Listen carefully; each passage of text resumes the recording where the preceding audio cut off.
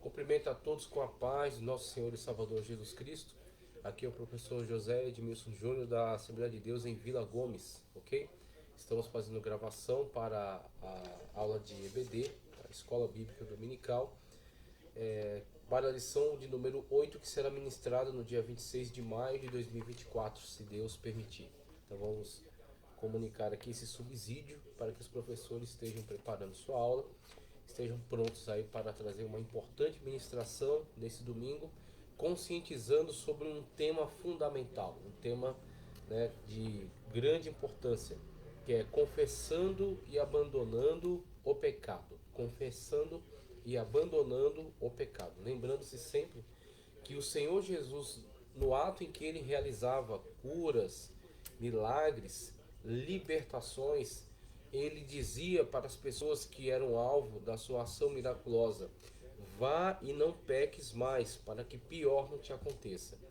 Então é necessária conscientização com relação a essa realidade, na qual o Filho de Deus, o Cordeiro de Deus que tira o pecado do mundo, ele nos liberta, ele nos salva, ele nos cura, ele nos resgata com a sua poderosa mão.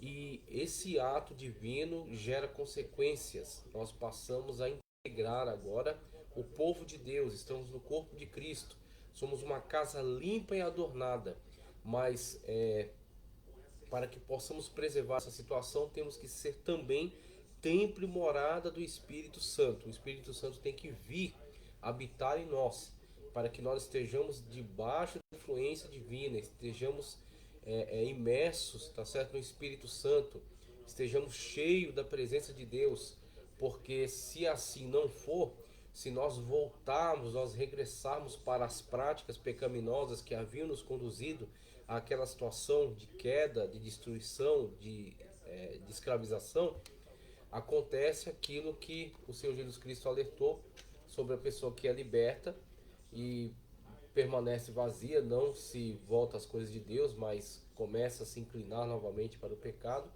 Ele diz que isso pode ser representado com uma casa que foi desocupada, tá certo? Então aquele espírito maligno que ali estava naquela situação foi expulso, mas a pessoa não traz a presença de Deus para si. Então quando aquele espírito maligno tenta nova ocasião de entrar naquela pessoa, de dominá-la, encontra a casa limpa e adornada e vazia e traz mais 7, e seu estado é pior do que o anterior. Pedro disse: é melhor não conhecer do que conhecendo negar. Em outros lugares é dado alerta também que a situação dessas pessoas é como o cão que come o próprio vômito, ou como a porca lavada que volta espojadora de lama. Nós temos essas graves situações em que, tendo sido libertos, tendo sido curados, tendo sido resgatados, temos que confessar, ok? E deixar, confessar e viver uma nova forma de vida, e adotar uma nova maneira de viver, e nos santificarmos, aquele processo de santificação que é a entrega total a Deus, da nossa vida, do nosso ser, dos nossos pensamentos, das nossas ações, ok? Da nossa vida como um todo. Isso é fundamental, né? Que nós estejamos olhando para essa realidade. Essa realidade é muito importante. Só corrigir aqui uma situação. Ok. Amém. Vamos dar sequência então. Vamos lá. Então, como estamos falando, essa é a lição número 8, ok? O tema: confessando e abandonando o pecado. O texto áureo nos diz: texto áureo, o que encobre as transgressões nunca prosperará. Olha o alerta. O que encobre as transgressões nunca prosperará, mesmo tendo-as encobrido, acreditando que passa impune, tá certo? Por não serem denunciados seus crimes, suas transgressões, seus pecados. Todavia, duas pessoas sempre sabem com relação àquela realidade: Deus e você. Você sabe das suas transgressões, você sabe dos seus erros, das suas falhas, por mais que você consiga encobrir de quase todas as pessoas, mas Deus e você sabem acerca dela. E a relação mais importante é essa, é em relação ao seu Deus, em relação à sua consciência, como você está em relação a isso.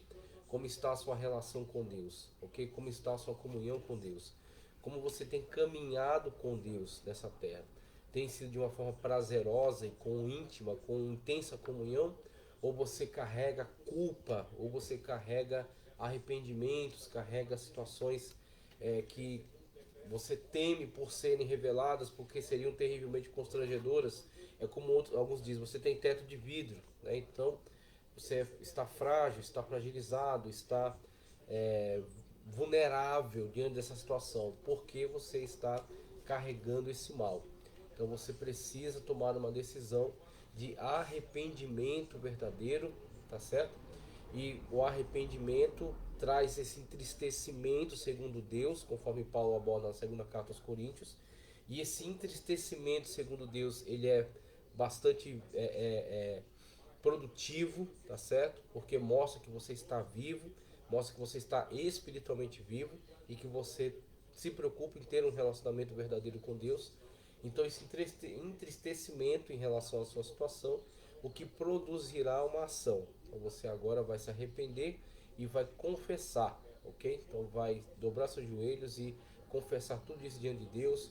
Ou se é uma situação que afeta o corpo da igreja, você vai confessar isso à sua liderança, tá certo? O pastor vai chegar até ele e confessar essa situação para que haja um tratamento em relação a isso, talvez uma disciplina, ok?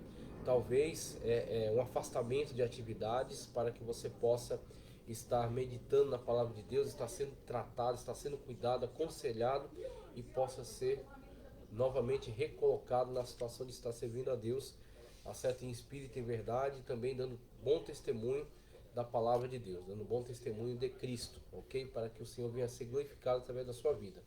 Mas é necessário iniciar o processo, desencadear o processo, para que você possa chegar a bom termo numa situação de cura, possa chegar numa situação de restauração.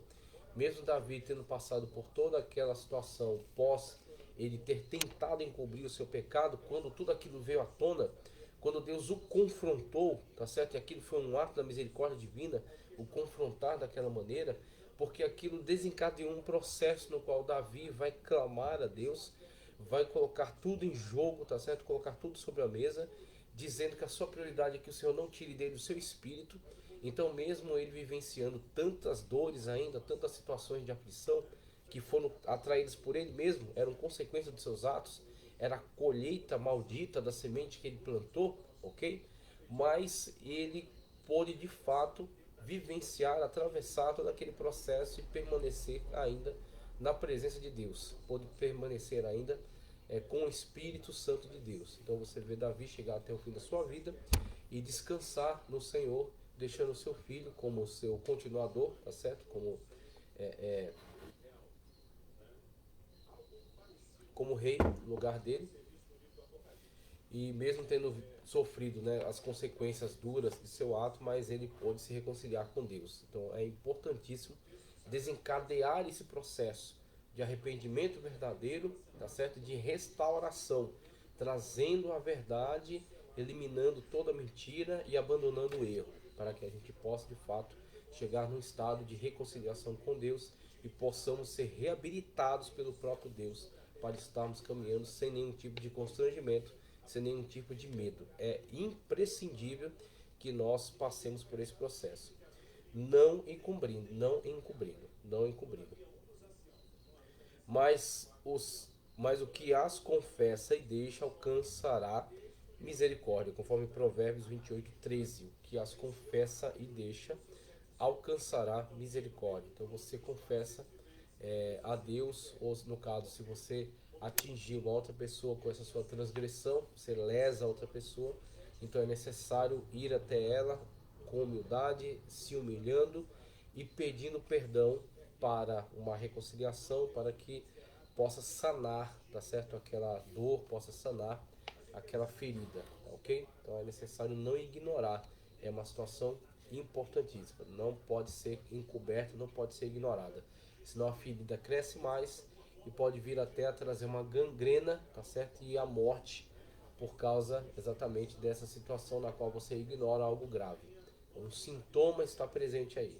Se você ignorá-lo, ele não vai sumir, ele vai piorar, ele vai cada vez mais penetrar nas partes mais profundas do organismo, até que venha trazer a morte, venha trazer a condenação daquele ser. Não pode ser ignorado. Como uma doença não pode ser ignorada, também a doença chamada pecado não pode ser ignorada. Tem que ser tratado. Por mais dolorido que seja, por mais que tenha que cortar na carne, tem que ser tratada, ok?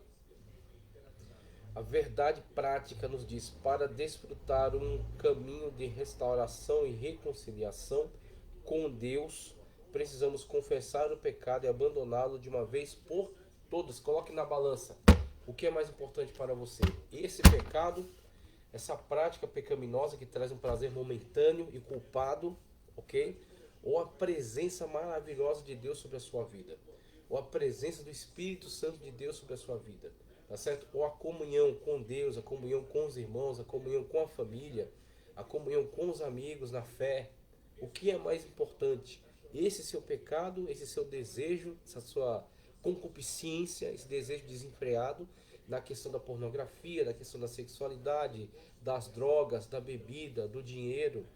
O que vale mais? Esse prazer momentâneo que dá um pico de euforia, de adrenalina, de alegria, mas que seguido a isso imerge você numa depressão, numa tristeza, numa vergonha, tá certo? Num constrangimento, ou essas situações que eu coloquei para você, a comunhão com Deus, a comunhão com Cristo, com a igreja, com a família, que são com certeza fundamentais para todo ser humano. Quando você põe na balança, você vê que o pecado custa mais caro do que ele vale, tá certo? Então o valor dele, mesmo sendo um prazer, é um prazer momentâneo. E é um prazer momentâneo que, consequência disso, vem culpa, destruição e condenação, ok? Então ele custa caro demais. Você olha a partir daquilo que você perde quando você compra ele. Então você vai se deixar levar por aquele desejo, vai de fato viver aquela sensação. Isso vai te custar muito caro, vai te prejudicar em coisas que são muito mais valiosas. É aquilo que eu estou tentando exemplificar: preço e valor, tá? Uma coisa pode ter um preço elevadíssimo, mas talvez não tenha um valor agregado que aquele preço está cobrando. Então o pecado tem um preço absurdo, só que o valor agregado dele é inferior, tá certo? É negativo. Então tem um preço absurdo, te cobra um preço absurdo em saúde, em comunhão, em vida, em amizade.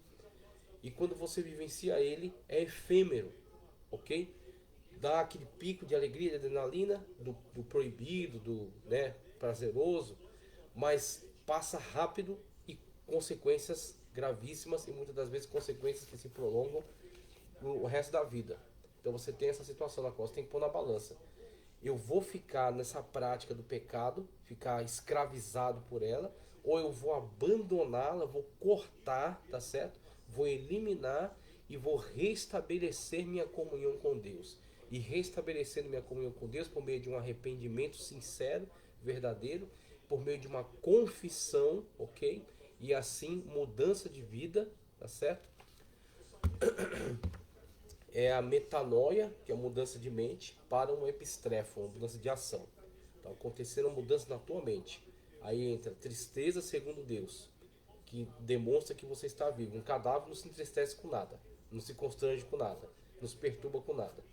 Agora, alguém que está vivo, sim. Então, a tristeza segundo Deus, que é um sinal de que você está vivo espiritualmente. Se entristecer com essa situação, há arrependimento, tá certo?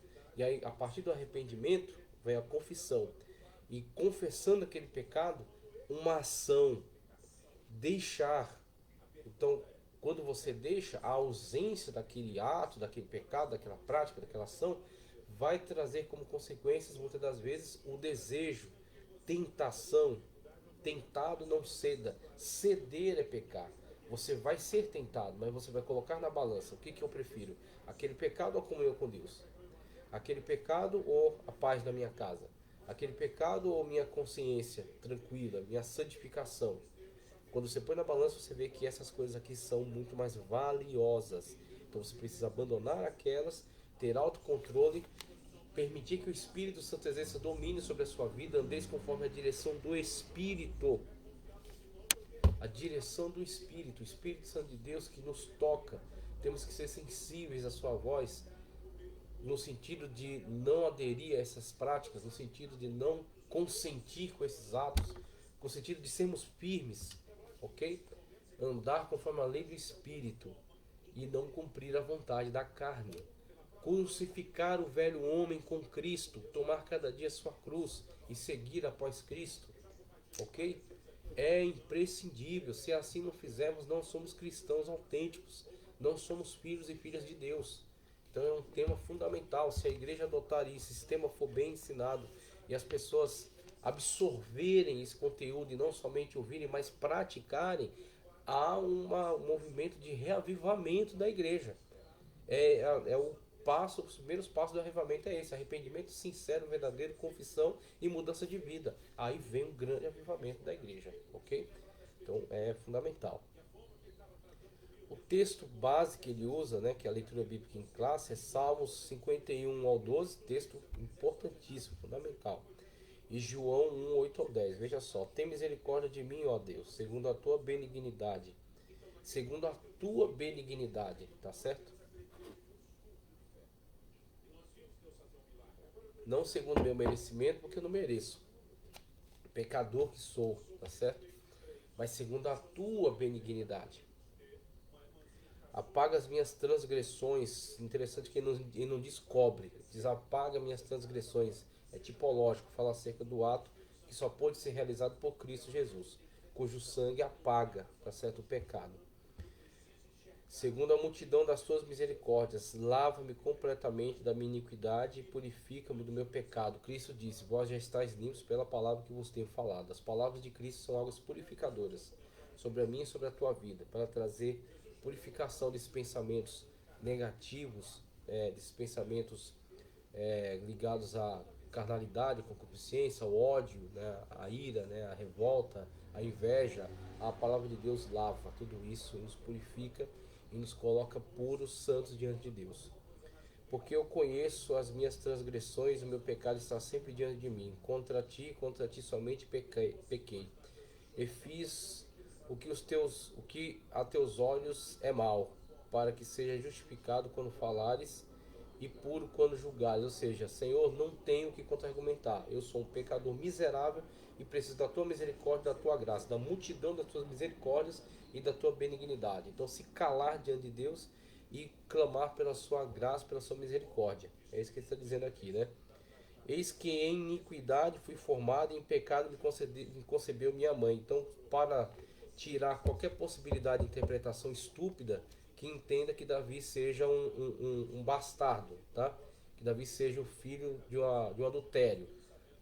Obviamente que não, ok? O que estamos falando aqui é do pecado da humanidade. Ele está falando profeticamente, ok?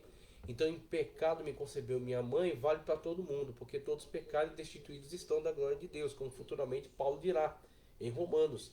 E aqui Davi já está antecipando esta verdade através do Espírito Santo de Deus, que está falando através dele, emitindo, né, esse salmo aqui maravilhoso, ok? Então está falando de uma realidade nossa, de todos nós, e não de uma situação particular em relação a algum caso de Davi, em relação aos seus pais, né? Negativo, em relação a todos nós. Eis que amas a verdade no íntimo, e no oculto me fazes conhecer a sabedoria. Purifica-me com ensopo, um tipo de esponja, né? E ficarei puro. Lava-me e ficarei mais alvo do que a neve, como diz aquele hino. Faz-me ouvir júbilo e alegria, para que gozem os ossos que tu quebraste. Deus de fato julga. Deus pesa a mão quando necessário, tá certo? Para nosso aprendizado, para nossa educação. Mas é Ele que fere e é Ele que cura, né? E temos que nos voltar sempre para Ele em humildade, clamando pela sua misericórdia. É a postura correta diante de Deus.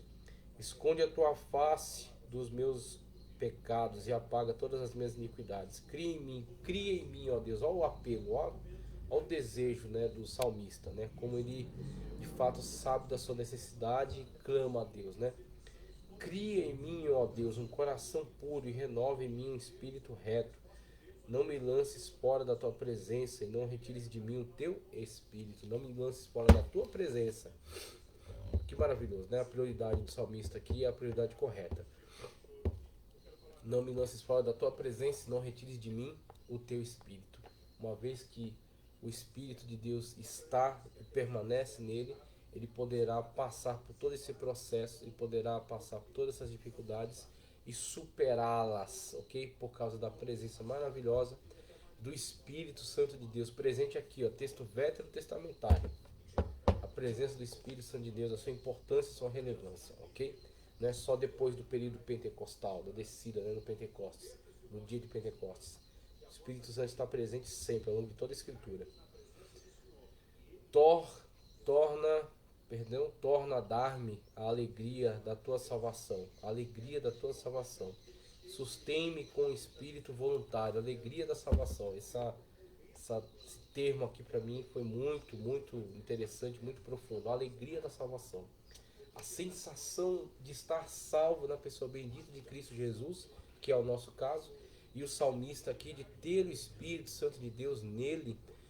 O contraste entre Davi e Saul, quando Davi tocava a harpa para que os espíritos malignos saíssem da vida de Saul, e ele agora olha para aquela situação e vê que ele mesmo corre o risco de estar naquela situação em que Saul esteve. Se o Espírito de Deus sai dele, se não há mais a presença do Espírito Santo de Deus nele, ele estará vulnerável agora à posse desses espíritos malignos, e ele teme diante disso, e se aterroriza diante disso. E ele fala: cria em mim, ó Deus, um coração puro, tá certo? Um espírito reto, tá certo? Não retire de mim o teu espírito. O salmista aqui está desesperado, clamando pela presença de Deus e arrependendo-se dos seus erros, dos seus pecados. E essa é a nossa postura. 1 de João 1, 8 ao 10. Veja: se dissermos que não temos pecado, enganamo-nos a nós mesmos, e não há verdade em nós. É um argumento, né, falível. Se confessarmos nossos pecados, ele é fiel e justo para perdoar os pecados e nos purificar de toda injustiça. Se você disse que não tem pecado, você está mentindo e já está pecando. Se você confessa seus pecados, então ele pode nos purificar, tá certo? Ele tem poder para isso. Se dissermos que não pecamos, fizemos-no mentiroso. Sua palavra não está em nós. Não tem como você escapar dessa realidade, dessa situação. É isso que João, apóstolo, está dizendo aqui nesta carta, tá? Na primeira carta. Agora, se você confessa, você reconhece, você confessa, ele tem poder para nos justificar, tá certo? Então o caminho é de confissão. Você confessar diante de Deus suas falhas, seus erros, seus pecados, e buscar pela sua misericórdia e ser restaurado, ok? Ser restaurado, ser renovado pelo Espírito Santo de Deus. Introdução.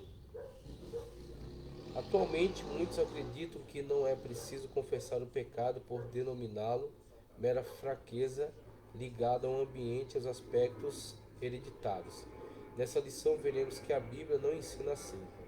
Em sua epístola, o apóstolo João escreve que o pecado é real e por isso é um perigo para a vida do crente, pois suas consequências são trágicas. A orientação bíblica é de que, caso ocorra um pecado, ele deve ser confessado, abandonado como evidência do arrependimento, para que o crente arrependido possa receber o perdão de Deus. É interessante essa abordagem, porque ele fala aqui sobre questões hereditárias, e a gente pode hoje analisar que existe uma ampla pesquisa no âmbito aí da psicologia, tá certo? Da psiquiatria, falando sobre diversas síndromes, né, que têm sido mapeadas.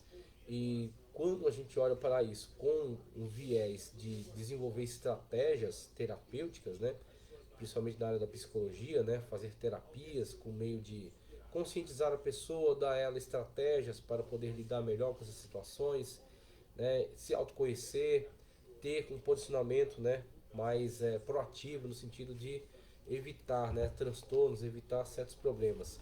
Isso tudo é válido, isso tudo é importante. Só que o problema é que muitas das vezes a interpretação que as pessoas têm trazido sobre isso é no sentido de relativizar o pecado, dizendo que na verdade são meio que como se fossem situações involuntárias, como se fossem movimentos, ações involuntárias, que a pessoa necessariamente vai tomar essas atitudes por causa de uma síndrome, por causa de um desvio, por causa de um problema psicológico, algo que é hereditário, algo que está nela, e ela age como um autômato, né? Então aquilo meio que está programada para aquelas ações, para aquele tipo de defeito, aquele tipo de comportamento.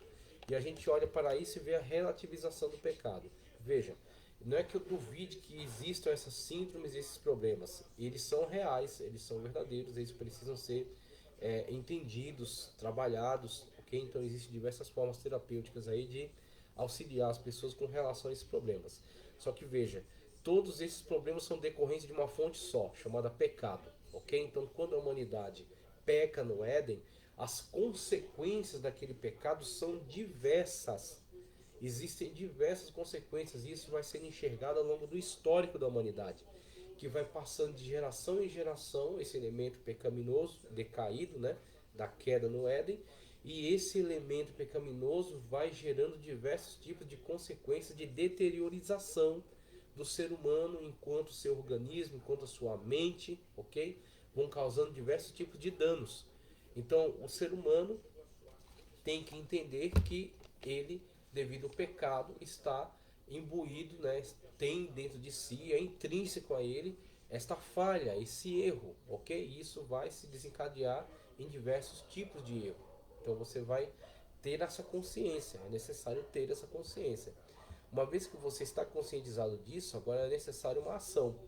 E essa ação no âmbito da revelação bíblica, ela mostra que você, conscientizando-se pecador, sabendo que você é pecador, você se apresenta diante do Salvador, ok?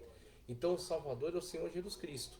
E aí, a partir de uma vida em comunhão com Cristo, semelhantemente ao que Paulo diz, não vivo mais eu, mas Cristo vive em mim, você toma como paradigma Cristo, as suas ações, a sua vida, aquilo que ele ensinou, tá certo? A sua maneira de viver, você vai pautando a sua vida a partir daquilo que agrada ou não ao Senhor e Salvador Jesus Cristo. Então, uma vez que você assim faz, você agora tem uma noção, por quê? Porque você tem uma base sólida, um referencial sólido, tá certo? Do que é certo e do que é errado. O que é certo e o que é errado é aquilo que é certo ou errado de acordo com a palavra de Deus, o referencial bíblico, ok? Então o referencial bíblico é a moral fixa, um ajustamento, tá certo, do nosso comportamento a partir da Sagrada Escritura.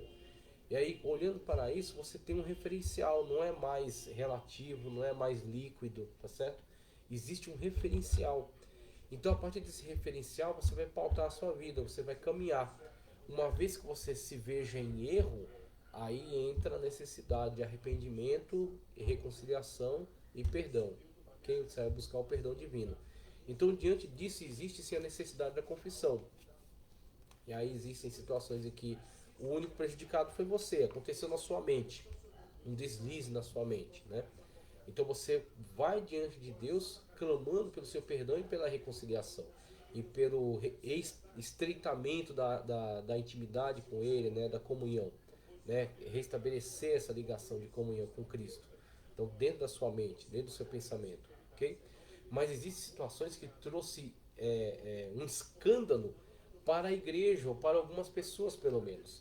Então é necessário que você perante elas confesse o erro e busque restabelecer sua comunhão, receber o perdão da comunidade e ser ligado a ela e ser restabelecido, agora conduzir a sua vida de modo que o nome de Cristo venha a ser glorificado e todos venham a ser beneficiados com isso, porque somos um corpo e quando um membro, uma parte do corpo é afetada, todos sentem, e quando ela é restabelecida, todos se alegram. Então é um corpo. Então, se é um corpo, é necessário o respeito a essa comunhão com o corpo, ok? Então existem situações que acontecem internamente a nós, que é apenas uma situação que prejudica a nossa comunhão com Deus, mas nós buscamos em Deus perdão, arrependimento, né, e reconciliação. Mas existem situações que afetam o corpo, e quando afetam o corpo é necessário ir diante da representatividade, né, desse corpo. Então a igreja, a congregação reunida, então a congregação está reunida, o corpo de Cristo está ali, ok? Então você diante dele, você confessa, ok, que se arrepende daquele erro, que quer restabelecer, quer se reconciliar, e o corpo de Cristo perdoa e reconcilia-se com você e você está restabelecido na comunhão. Então é necessário que haja todo esse zelo, todo esse cuidado para com essa realidade, essa situação, ok? Então a introdução nos fala muito acerca disso já, sobre essa questão de não relativizar pecado, não relativizar erro. Existem problemas que são de diversas ordens, nós temos que nos conscientizar dele, nós temos que tomar cuidado, ter estratégia em relação a eles, mas não podemos relativizar o erro como se fosse coisa comum, como se fosse coisa normal. Nós precisamos sim nos posicionar e lutar contra ele, tá certo? E se necessário for, se arrepender de erros, confessar, pedir perdão e ser reconduzido à comunhão. A confissão de pecado. A confissão de pecado. Definição. O verbo confessar, tá certo? Que está aqui entre aspas, né? O verbo confessar a palavra hebraica yadar. Yadar aparece como jogar. Yadar, jogar, atirar, lançar. Primeiro livro dos Reis, 8:33. A palavra que vem da raiz verbal é radar, que significa estender a mão. Essa palavra está presente 900 vezes no Antigo Testamento. 900 vezes. Frequentemente utilizada, 900 vezes. Vamos lá. No Antigo Testamento, aparecendo com o sentido de tomar conhecimento, saber, reconhecer. A palavra aparece no Antigo Testamento no contexto de confissão de pecado.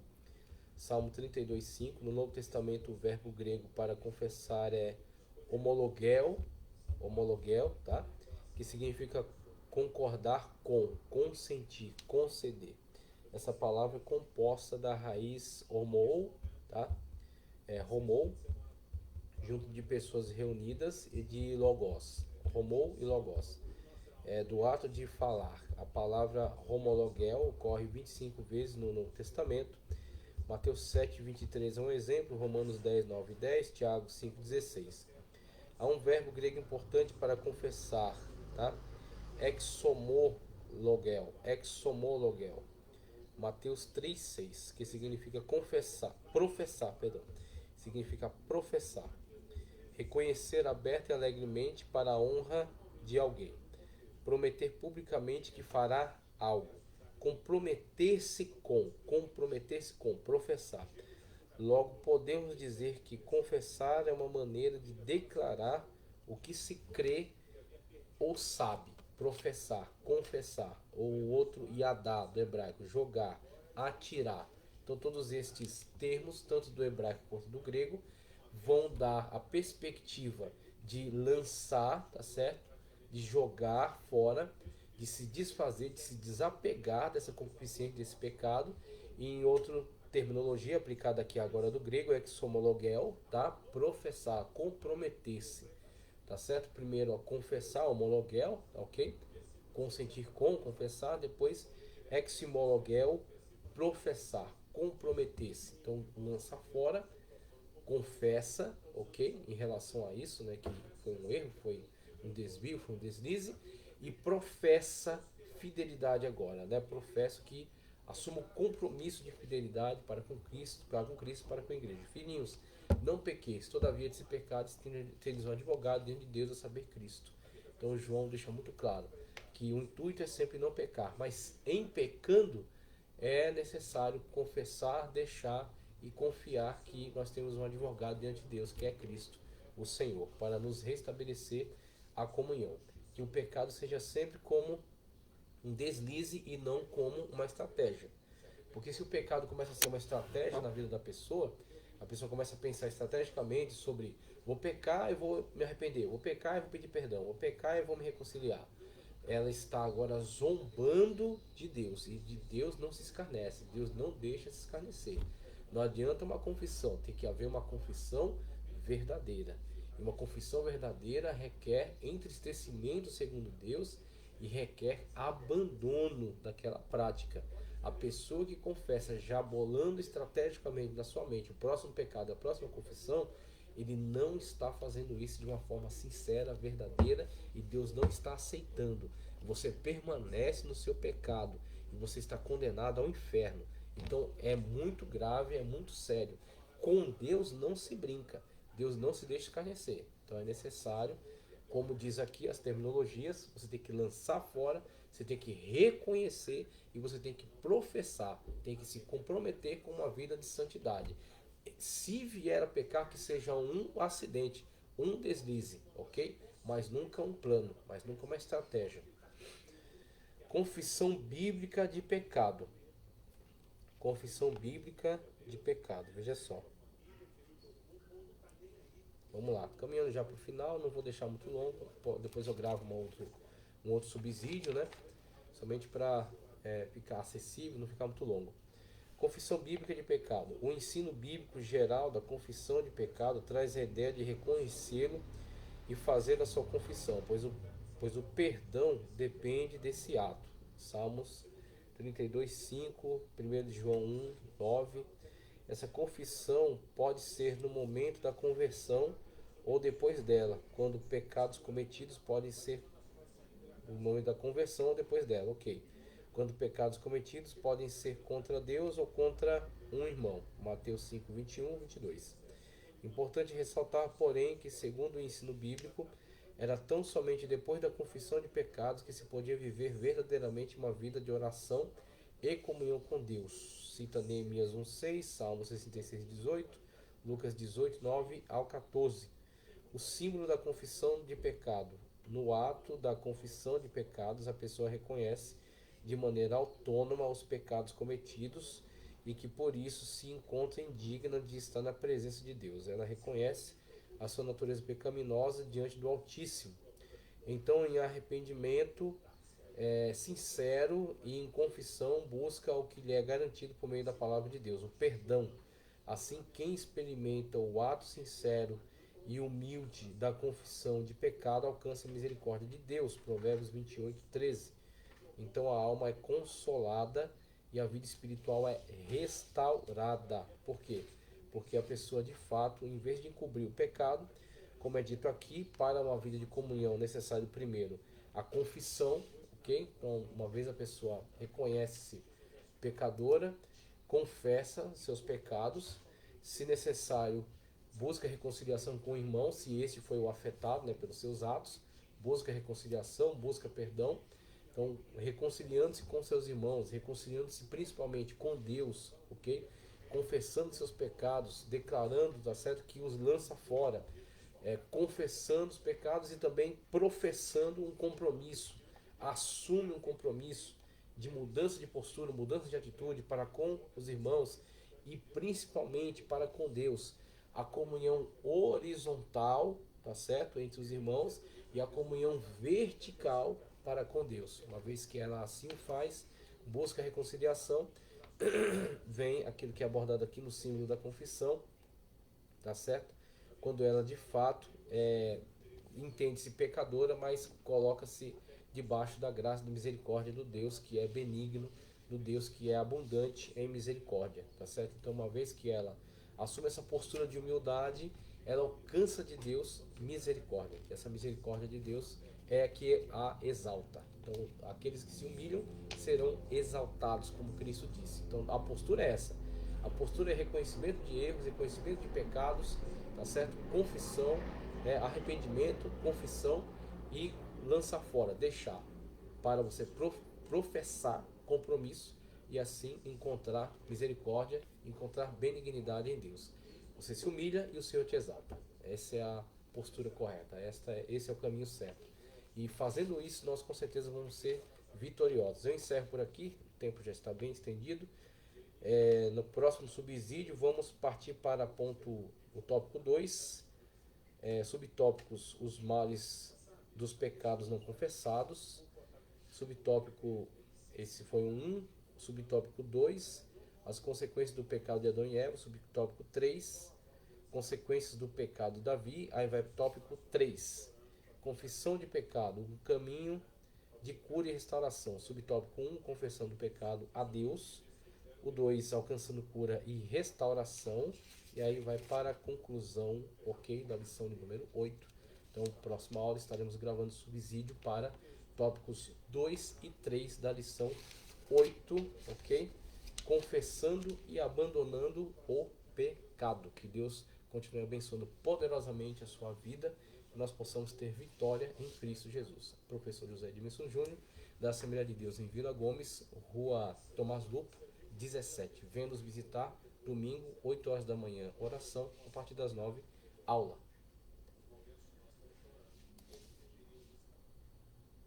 Talvez a gente possa se questionar. Eu lembro de uma época que eu dizia para Deus, Senhor,